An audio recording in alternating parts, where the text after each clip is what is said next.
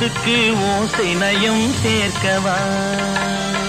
அந்தரத்தில் பந்தல் ஒன்று போடவா நான் பந்தலுக்குள் பந்து விளையாடவா ஆடும் போது சிந்து கவி பாடவா நான் அம்மம்மா என்று கண்ணை மூடவா தொட்டுக்கொள்ளவா நெஞ்சில் கொடுத்து கொள்ளவா பட்டுக்கொள்ளவா